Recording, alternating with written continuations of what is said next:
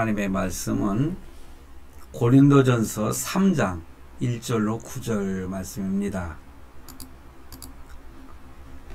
형제들아, 내가 신령한 자들을 대함과 같이 너희에게 말할 수 없어서 육신에 속한 자, 곧 그리스도 안에서 어린아이들을 대함과 같이 하노라. 내가 너희를 젖으로 먹이고 밥으로 아니하였노니 이는 너희가 감당하지 못하였음이거니와 지금도 못하리라. 너희는 아직도 육신에 속한 자로다. 너희 가운데 시기와 분쟁이 있으니 어찌 육신에 속하여 사람을 따라 행함이 아니리요. 어떤 이는 말하되 나는 바울에게라 하고 다른 이는 나는 아볼로에게로라 하니 너희가 육의 사람이 아니리요. 그런즉 아볼로는 무엇이며 바울은 무엇이냐? 그들은 주께서 각각 주신 대로 너희로 하여금 믿게 한 사역자들이니라. 나는 심었고 아볼로는 물을 주었으되 오직 하나님께서 자라나게 하셨나니 그런즉 심는 이나 물 주는 이는 아무것도 아니로되 오직 자라게 하시는 이는 하나님뿐이니라. 심는 이와 물 주는 이는 한 가지나 각각 자기가 일한 대로 자기의 상을 받으리라. 우리는 하나님의 동역자들이요 너희는 하나님의 밭이요 하나님의 집이니라. 아멘. 오늘 말씀 고린도전서 3장 1절로 9절 말씀을 우리 함께 보았습니다. 그래서 오늘 전할 설교 제목은 성도 하나님의 동역자들입니다. 이렇게 제목을 잡았습니다. 우리 모두는 하나님의 동역자들이죠. 그렇다면 하나님께서 이 동역자들에게 무엇을 원하시는가? 그래서 하나님께서 원하시는 뜻을 이루어드리는 그러한 성도, 그러한 하나님의 동역자들이 되길 위해서 오늘 말씀을 깊이 묵상하고 생각해 보는 시간을 갖도록 하겠습니다.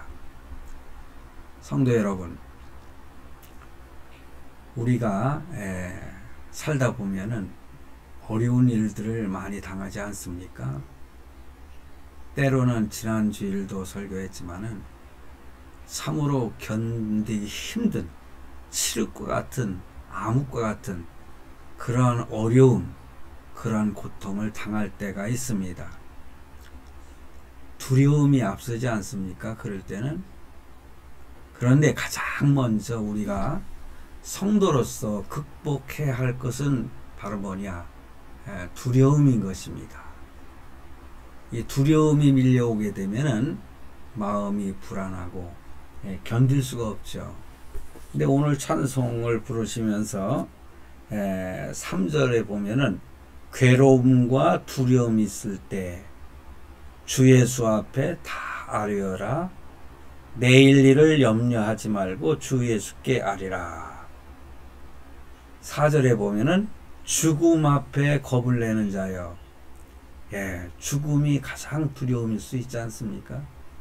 그래서 죽을 병에 걸린 암에 걸린 사람들이 가장 그 문제가 되는 것은 두려움이라고 하더라고요. 근데 주 예수 앞에 다 아뢰어라. 하늘나라 바라보는 자여 주 예수께 아뢰라. 이렇게 두려움이라는 것은 참 어찌 보면 극복하기 힘든 그런 것 아니겠습니까? 그런데 여러분, 이 두려움은 바로 뭐냐? 우리의 믿음을 약하게 만들잖아요. 이 두려움이 올 때에는 하나님을 바라보던 사람들도 이 환경을 바라보며 느끼고 더 두려움에 빠지는 것입니다. 그래서 두려움이 밀려올 때는 하나님을 경외하기보다는 때로는 사람들을 두려워하게 됩니다. 여러분 모세를 잘 아시죠?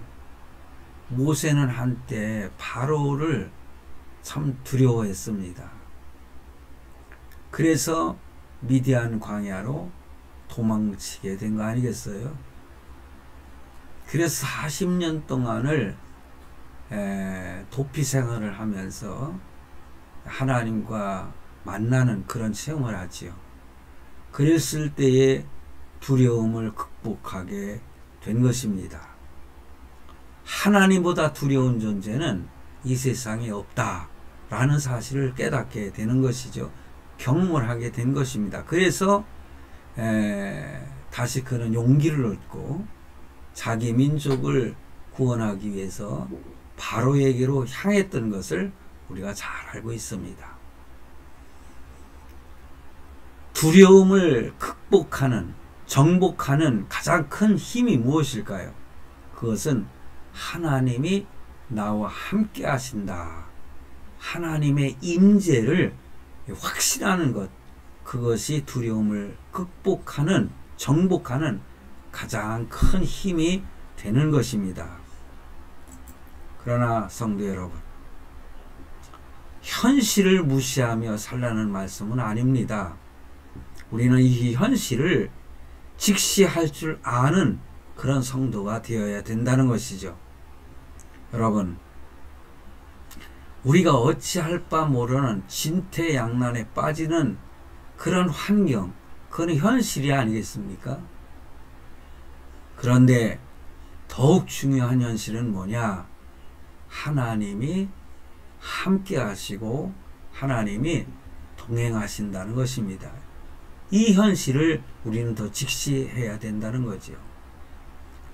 우리가 적을 의식하되 우리의 눈은 하나님을 향해서 바라보아야 되고 고정해야 된다는 거죠. 위를 바라봐야 되는 것입니다. 파도가 칠 때에 하나님을 바라보라는 것이죠. 그 파도치는 어떤 바다 바라보게 되면은 두려움에 떨게 되고 공포에 빠지는 것입니다. 과거에 제가 제주도 이렇게 배를 타고 가본 적이 있는데 밤에 이렇게 갑판으로 이렇게 나와가지고 바다를 봤어요. 칠같이 암흑이었는데, 왜냐하면 밤에 그 배를 타고 갈 때가 있었어요. 제가 그 총신 신대원 때 수학여행을 가던 때였거든요. 그런데 바다에 그 크게 파도는 치지 않았지만 출렁거리는 그 바다를 보니까는 순간적으로 공포심이 생기더라고요.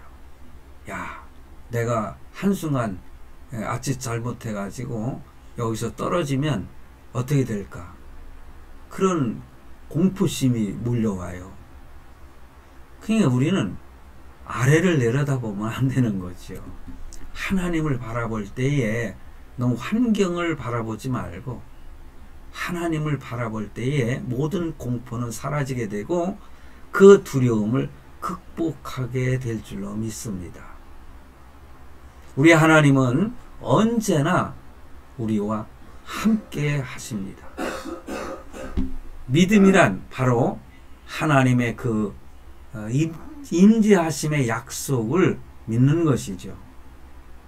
그래서 성경 말씀 이사야 41장 10절에 보면은 두려워 말라, 내가 너와 함께 함이라. 놀라지 말라, 나는 네 하나님이 됨이라. 내가 너를 굳세게 하리라. 참으로 너를 도와주리라. 참으로 나의 의로운 오른손으로 너를 붙들리라. 이렇게 약속을 해주고 계시는 것입니다. 자, 그렇다면은 우리가 본문을 한번 살펴보도록 하겠습니다. 하나님은 우리에게 동역자가 되어주기를 기대하십니다. 하나님과 함께 일하는 자, 하나님의 동역자는 거죠. 어떤 사람이 하나님의 일을 감당할 수 있을까? 오늘 본문을 잘 살펴보면은 우리가 깨달을 수 있습니다. 하나님의 동역자가 되려면은 어떤 성도가 되어야 될까? 여러분, 가장 기초적인 말씀을 드리려고 합니다. 그러면서도 기본적인 것이죠. 이 세상에는 두 종류의 사람이 있습니다. 그는 불신자와 신자. 그래서 불신자를 자연인이라 그렇게 명칭을 붙였습니다. 자연인. 그러니까 하나님을 믿지 않는 사람들. 그리고 이런 사람들은 육에 속한 사람이다. 그렇게 성경은 표현하고 있습니다. 육에 속한 사람. 그리고 두 번째는 성도죠. 신자라고 말할 수 있습니다. 그는 예수 믿는 자를 말하는 거죠. 구원받은 하나님의 자녀, 하나님의 백성을 성도, 신자다, 믿는 자다. 그런데 오늘 본문에 보면은 그런 말씀이 나와요. 새로운 부류의 사람이 나오고 있거든요. 그런데 성도 중에는요, 신자를 사실은 두 가지로 또 구분을 합니다. 성숙한 성도가 있고요, 미성숙한 성도가 있습니다.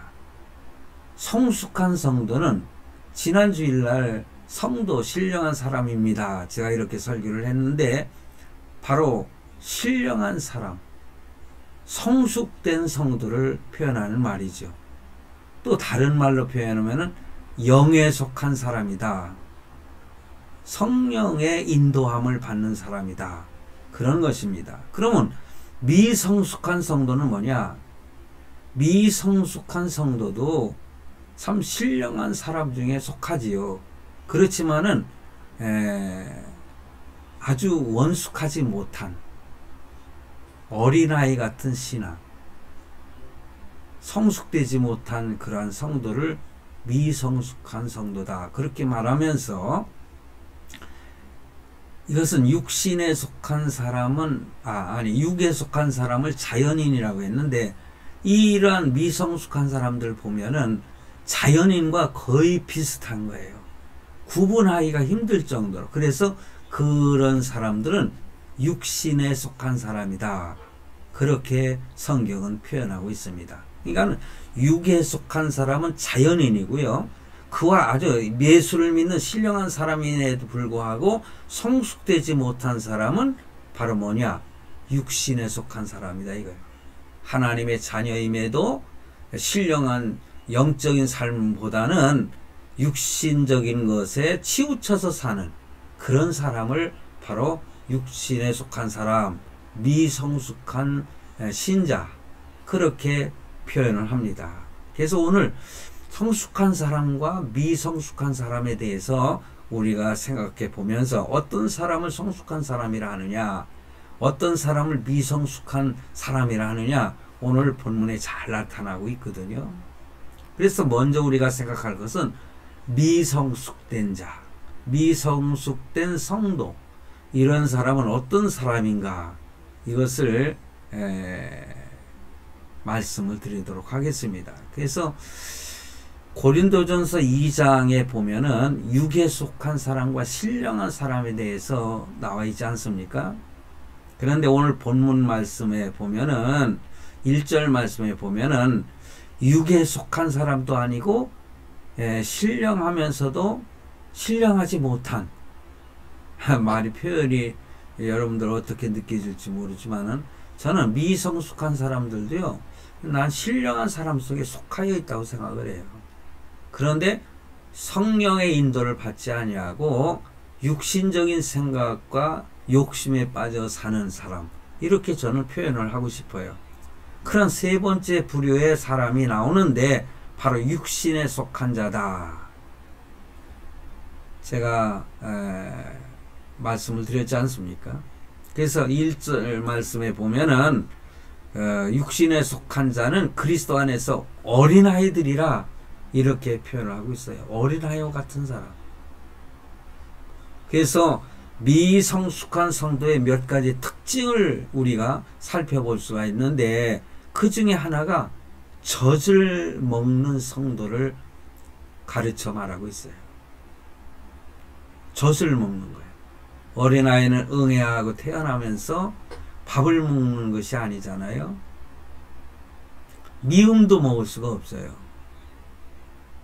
이 어린아이 응애하고 태어나면은 젖을 먹습니다. 뭐 어떤 아이는 어머니의 젖을 먹지 못하고 우유를 먹는 그런 아이들도 있지 않습니까? 예. 그래서 미성숙한 사람의 특징은 젖을 먹인다는 거죠. 젖을 먹어야만이 소화를 시킬 수 있는 성도를 가르쳐 말합니다. 그래서 2절 말씀에 보면은 내가 너희를 젖으로 먹이고 밥으로 아니하였노니 이렇게 말씀하고 있어요. 이는 너희가 감당치 못하였음이거니와 지금도 못하리라. 고린도 교회 성도들에게 지금도 소화를 시키지 못한다는 거예요. 밥을 먹이면은. 그래서 오늘 말씀 2절 말씀에 보면은 하나님의 말씀 중에는 우유와 같은 말씀이 있고 단단한 밥과 같은 말씀이 있거든요. 그래서 책망하는 말씀을 먹기를 좋아하지 않아요. 어린아이들은. 어린아이와 같은 신앙을 가진 성도는. 그래서 부드러운 말씀, 위로의 말씀만 좋아하는 거예요. 그래서 이러한 모습은 미성숙한 성도의 모습을 말해주는 것이거든요. 책망을 한다? 좀 후에 말씀드리겠습니다. 그러면 금방 시험에 빠지는 거예요. 네가 이러이러한 것은 잘못된 것이야. 하나님의 뜻은 이것이 아니야. 하고서는 책망을 하는 말씀, 그리고 죄를 지적하는 그런 말씀, 이런 말씀을 하면은 그렇지, 내가 이거는 하나님 앞에 범죄하는 행위지 하면서 그것을 받아서 먹고 소화를 시키는 성도는 사실 성숙한 성도의 모습이거든요. 그런데 어린아이 신앙을 가진 미성숙된 성도는 그런 말씀, 때로는 뭐 이렇게 저주와 같은 비슷한 강한 하나님께서 책망하시고 하나님이 채찍을 때릴지 몰라, 이런 식으로 하면은 나한테 왜 저주의 말씀을 하십니까? 그러면서 시험에 빠지는 성도들이 많이 있어요. 저는 그런 경험을 많이 해봤습니다. 그래서 갓난아이 때는 단단한 음식을 주면은 그것을 바로 소화시키지 못한다는 거죠. 때로는 짜고 매운 음식도 먹을 수가 없지요. 그러다가 점차 자라면서 단단한 음식을 먹기 시작을 합니다. 어린아이가 좀 성장을 하면은 미음을 먹이지 않습니까? 그러다가 이제 밥을 먹이면은 그것도 먹고 소화를 잘 시키는 그런 모습을 아이를 키우다 보면은 경험하게 됩니다. 그래서 건강한 성인은 이 부드러운 음식도 잘 먹고 단단한 음식도 다 잘 먹죠. 그러다가 때로는 병에 들 때가 있거든요. 병 들면은요, 소화를 시키지 못하는 경우가 많이 있어요. 병원에 가면은 처음에 때로는 미음이나 이런 것을 주는 환자들도 있잖아요. 왜냐? 단단한 음식을 먹으면 소화시킬 수 없고 탈이 생기니까는 그런 걸 먹다가 나중에 이렇게 단단한 음식으로 먹이는 그런 병원에서 그 환자들에게 병들면 그럴 수 있다는 거죠. 그래서 예수 믿다가 성숙한 사람도요, 때로는 병들 때가 있어요. 사단의 유혹을 받고요, 시험에 빠질 때가 있거든요. 그러면은 이런 사람들은 정말 단단한 하나님의 말씀을 받아들이려고 하지 않아요. 여러분, 그래서 신앙생활도요, 초신자 때는 축복의 말씀을 좋아하지요. 좀 전에도 말씀드렸듯이 위로의 말씀, 사실 그런 말씀이 많이 필요한 거예요. 그런 성도들에게는 축복의 말씀, 위로의 말씀, 격려의 말씀, 사랑의 말씀을 이렇게 많이 또 먹여야 되는 것입니다. 그러다가 이제 점차 이게 신앙이 성장하게 되는, 그래서 성장의 부분은 그리스도의 수준까지 충만하게 성장할 수가 있는 거거든요. 우리가 예수 그리스도와 같지는 않지만은 그 수준에끔 성장할 수 있는 그런 과정이 있습니다. 그래서 우리는 그리스도의 분량에까지 성숙되기를 사모하면서 말씀과 기도와 열심히 주어진 사역을 감당하는 그러한 성도가 되어야 되는 것입니다. 그래서 점차 성숙하면서 우리는 책망의 말씀도 소화할 수 있고 축복의 말씀도 소화할 수 있고 그러면서 이러한 모습으로 자꾸만 성장을 해야 되는 것이죠. 그래서 자꾸만 이렇게 받기보다는 이제는 남에게 주기를 좋아하고 말씀도 받는 것만 좋아하지 않고 다른 사람들에게 나누어지는 가르치고 또 이렇게 격려해주고 할 수 있는 그러한 성숙된 성도가 되기를 사모해야 되는 것입니다. 그럴 때에 하나님의 동역자의 역할을 감당하게 되는 것이죠. 십자가를 질 줄도 알고 희생할 줄도 아는 성도는 바로 성숙한 성도의 모습인 것입니다. 병든 신자는 책망의 말씀을 듣고 또한 십자가의 희생을 말하면은 금방 시험에 빠지는 그러한 모습을 보게 됩니다.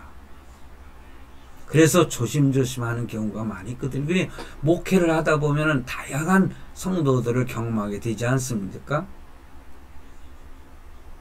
그래서 성숙되지 못하면 시험에 들면은 어떤 말씀이라 할지라도 정말 좋은 말씀임에도 불구하고 은혜가 되는 말씀임에도 불구하고 그것을 감격스럽게 받아들이지를 못하는 것입니다. 말씀을 들으면서 자꾸만 비판적으로만 생각을 하죠. 그래서 시험에 잘 드는 모습, 그것은 병든 모습이다. 그것은 결국 미성숙한 성도의 모습일 뿐이라는 거죠. 육신에 속한 어린아이와 같은 신앙의 소유자다. 저는 그렇게 생각을 해요. 뿐만 아니라 미성숙된 성도의 특징 중에 또 하나는 뭐냐? 하나님의 말씀을 따르기보다는요, 사람을 따르는 경우가 있어요. 사람의 말에 유혹을 당하고 어떤 물질적인 거나 이런 공세를 피면은 그냥 넘어가 버리고 말이에요. 자기가 잘못된 길로 가고 있다는 것을 깨달으면서도 사람을 따르는 경우가 있어요. 그래서 본문 3절 말씀을 뭐라고 했어요? 너희가 아직도 육신에 속한 자로다. 너희 가운데 시기와 분쟁이 있으니. 시기하고 질투하고 분쟁, 나뉘어지는 거죠. 파당을 짓는 거예요. 너는 누구 파? 너는 누구 파? 너는 장로 편? 너는 목사 편? 아니면 너희는 안수집사 편? 자기가 좋아하는 사람의 편이라는 거죠.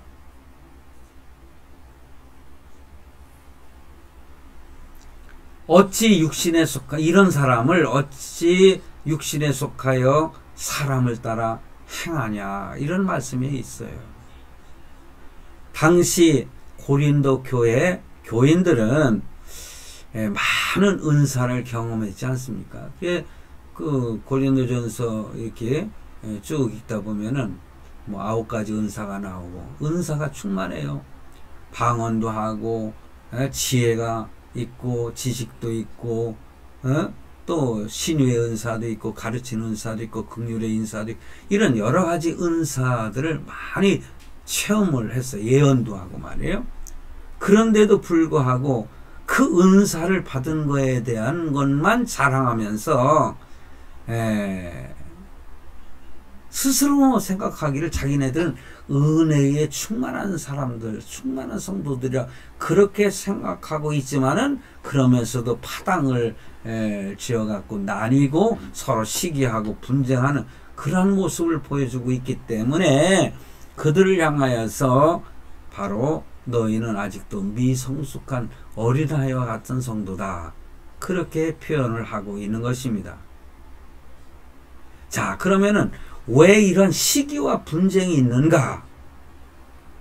제가 말씀드렸죠. 사람을 따라 행동하기 때문에. 그래서 고린도 교회에 사개당파가 있었잖아요.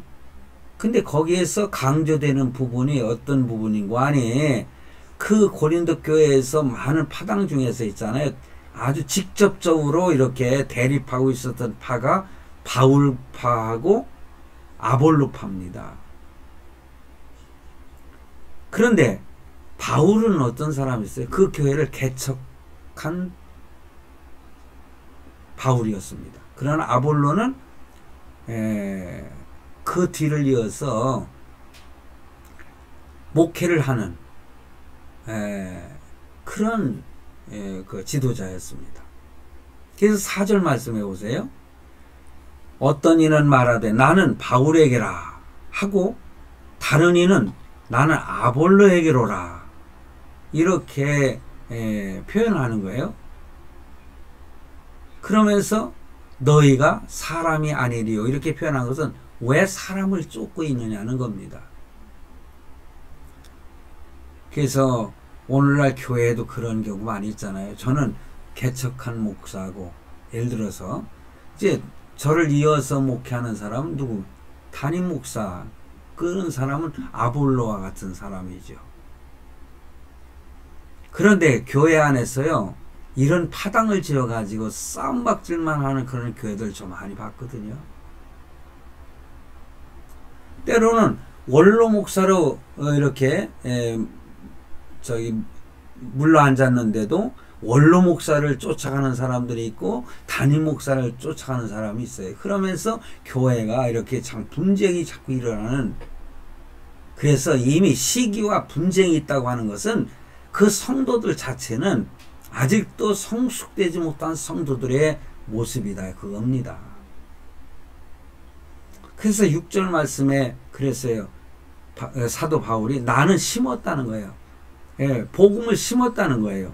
아볼로는 그 씨앗으로 이렇게 싹이 난 믿음 위에 물을 주었다.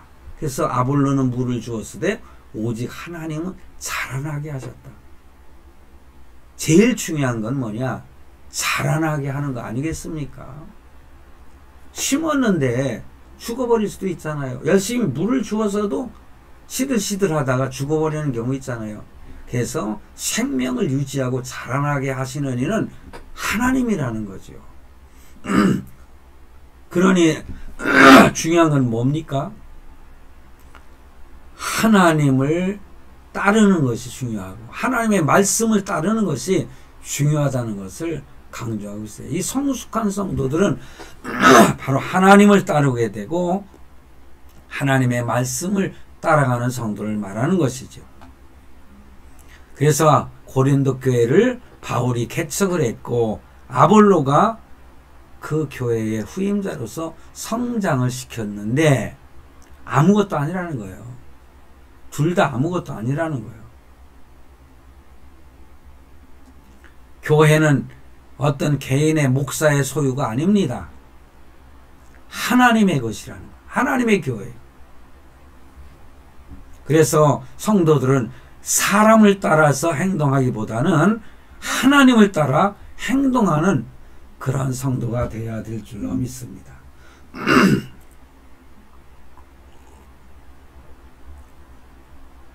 그러므로 성도 여러분, 하나님의 동역자가 되려면은 바로 성숙한 성도가 되어야 되는 것입니다. 죄송합니다. 죄송합니다. 이따금 목이 이렇게 가래로 쟁여가지고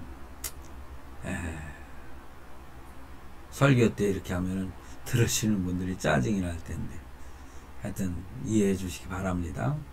그래서 하나님의 동역자가 되려면 바로 우리는 성숙한 성도가 되어야 되는데, 그러면 성숙한 성도는 어떤 성도냐? 간단히 한번 생각해 보겠습니다. 이미 드린 말씀이지만은 하나님의 말씀을 잘 받는 사람이에요. 하나님의 말씀을 잘 듣는, 그래서 예배 시간에도 하나님의 말씀을 귀 기울여서 열심히 듣는 성도들은 그 말씀의 은혜를 받게 되고 말씀을 따라가는 성도가 되기에 십상 좋지 않습니까? 건강한 사람들은 하나님의 말씀을 잘 받아들입니다. 로마서 10장 17절 말씀에 보면은 믿음은 들음에서 나며 들음은 그리스도의 말씀으로 말미암느니라. 그래서 믿음이라고 하는 것은 하나님의 말씀을 열심히 들을 때에 그 믿음이 성장하게 되어 있습니다. 그래서 위대한 성숙된 믿음을 가지려면은 잘 듣는 자리부터 출발을 하는 것입니다. 마음의 문을 활짝 열고 어떤 말씀도 잘 들어야 돼요. 그 들은 말씀대로 또한 순종을 할 수 있어야 된다. 이것이 성숙된 성도의 모습입니다. 또한 성숙된 성도는요, 서로를 인정을 하는 거예요. 차별하지 않고 서로를 인정하는.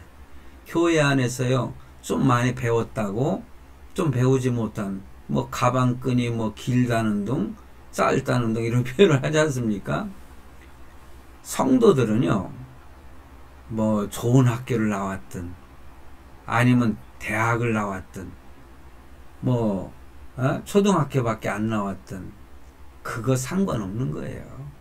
믿음 안에서는요, 하나가 되어야 되고 서로 인정을 해 주는 것입니다. 때로는요, 많이 세상적인 지식이 학교를 다니지 못했어도요, 신앙이 성숙되다 보면은 하나님의 말씀을 설교 말씀을 잘 듣다 보면은 많은 지식을 얻게 되거든요. 학교에서 배우는 것보다도 더 많은 지식을 얻게 됩니다. 과거에 제가 청년 시절에 그 중고등학생들 가르친 적이 있는데 중학교밖에 다니지 못하고 직장 생활하는 제자가 있었습니다. 다른 아이들은 고등학교를 가가지고 열심히 공부도 하고 대학든지 가는데 나중에 서로 이렇게 대화하는 거며 교회 이렇게 신앙생활 하면서 아이들을 가르치는 모습 이런 걸 보면은요, 중학교 나왔다고 누가 말할 수 없더라고요. 같은 청년이었음에도 중학교밖에 나오지 못한 청년인데, 여자 청년인데 얼마나 찬양도 잘하고 아이들 지도를 너무너무 잘하는 그런 교사가 있었어요. 말씀도 설교를 너무너무 아이들이 잘 들을 수 있도록 설교도 하고요. 그런데 고등학교 나오고 뭐 대학을 나왔어도 말도 별로 못하고 사실 많은 지식을 가졌어도 표현을 잘해야 상대방이 잘 듣고 이해하지 않습니까? 그래서 교회 안에서는요, 서로 그런 거 가지고 차별하지 않고 서로 인정을 해줄 수 있는 그런 사람이, 그런 성도가 정말 성숙된 성도라 그렇게 말할 수 있는 것입니다. 그러니 교회에서는요, 바울과 같은 리더도 있을 수 있고 아볼로와 같은 리더도 있는 것입니다. 그래서 어떤 스타일의 리더를 좋아하느냐, 그거는 어쩔 수가 없는 거죠. 그렇지만은 그 사람에게 빠져서 다른 사람을 따르는 사람을 무시한다거나 이렇게 차별해서는 안 된다. 서로 인정을 하는 것이 성숙된 성도의 모습이다. 그런 사람을 하나님은 쓰시는 것입니다. 그래서 이렇게 성도들이 서로 어울려서 서로를 인정하며 하나님의 일을 성공적으로 이루어내는 것이 올바른 참 교회다. 그런 것입니다. 여러분, 이유가 없습니다. 어찌됐든 저 자신도 마찬가지고요. 어떤 이유에서라도 시기하고 분쟁이, 싸움이 있다고 하는 것은 성숙된 성도의 모습이 아니라는 것을 우리는 확실하게 인정하고 알아야 되는 것입니다. 믿음의 가정도 마찬가지입니다. 부모와 자식 간에도 그렇고 또한 형제들 가운데서도 마찬가지예요. 서로 그냥 좀 부족한 면이 있으면 서로가 채워줄 수 있고 도와줄 수 있고 품어줄 수 있고 그러면서 서로 인정해주고 그럴 때에 성숙된 성도로서의 한 가족을 이루어갈 수 있다. 그런 가정이 평안한 가정이 될 수 있는 것입니다. 누가 좀 잘 살고 누가 좀 잘났고 했다고 해서 잘난 척하고 있는 척 그거 별로 하나님 기뻐하시지 않습니다. 그것은 성숙되지 못한 자의 모습이에요. 시기와 분쟁은 누가 좋아합니까? 원수 마귀가 좋아하는 거예요. 사단이가 그럴 때 순간 역사하는 거예요. 한순간순간 항상 사단이는 우리를 노리고 있어요. 우는 사자와 같이 우리를 어떻게든지 좀 실수하는 모습이 있으면 그걸 탁 잡아가지고서는 극대화시켜가지고 서로 분쟁하게 만들고 저 자신도 그런데 이용당할 때가 많이 있어요. 그런데 성령 하나님도 우리와 늘 함께 한다는 사실을 잊어서는 안 돼요. 성경에 보면은 이렇게 돕는 천사들이 있지 않습니까? 수호 천사라고도 말하지요.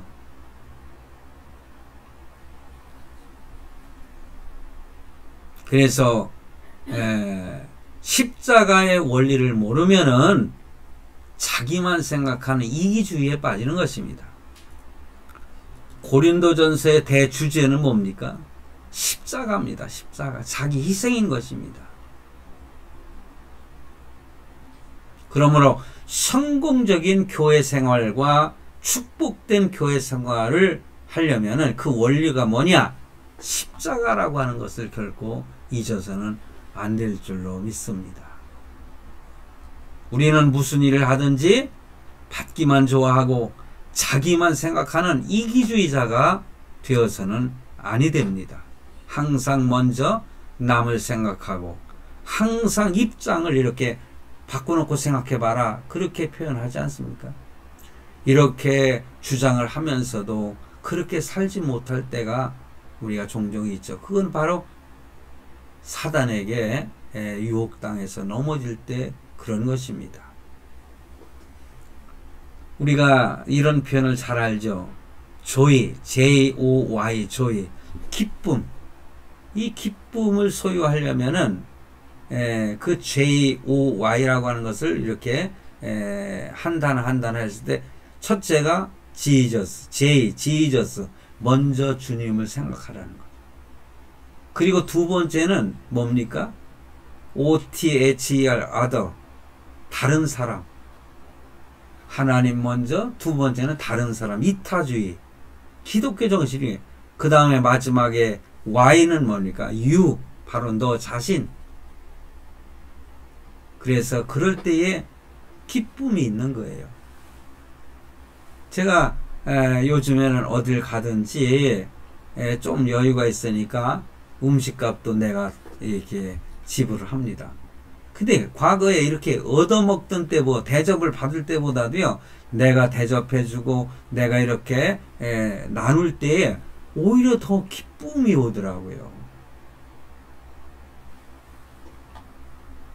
그러므로 성도에게 있는 가장 성숙된 삶의 징표는 뭐냐?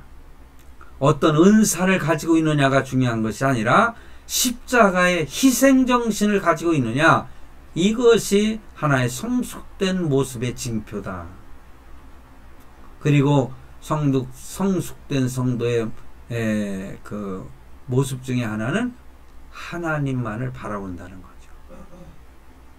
그래서 7절 말씀에 그런즉 심는 이나 물 주는 이는 아무것도 아니로되 오직 자라나게 하시는 이는 하나님뿐이니라, 이렇게 말씀하고 있잖아요.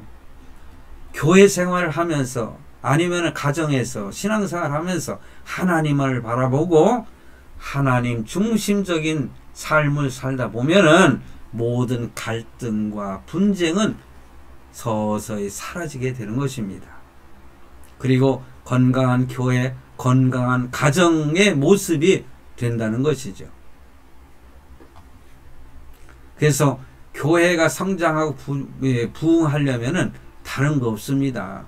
교회가 싸우지만 말면, 분쟁과 시기하지 않으면은 교회는 자연적으로 이렇게 양적으로나 질적으로 성장하게 되어 있는 것입니다. 싸우면 안 돼요. 그래서 제가 이제 여러분들 잘 아시죠? 한자로 표현해서 그렇죠. 가화만사성. 제가 이제 붓글씨로다가 이거 많이 썼거든요. 가화. 그러니까 가정이 화목하면은 모든 것들이 만사형통이라는 거죠. 그러면 교화만사성. 교회가 이렇게 화목하면은요, 모든 일들이 잘 되고 성장할 수 있다는 거지요.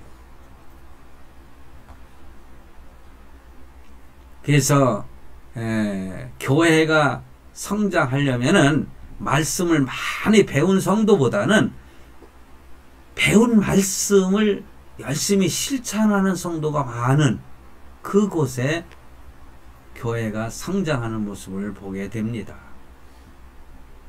그렇습니다. 오늘 말씀은 하나님 앞에 쓰임을 받으려면은, 하나님의 동역자가 되려면은 뭡니까? 성숙된 성도가 되어야 된다. 오늘 말씀을 잘 가슴에 새기시고 우리 모두가 다 성숙한 성도가 되어서 하나님 앞에 크게 쓰임받는 하나님의 동역자들이 되시기를 바랍니다. 기도하시겠습니다.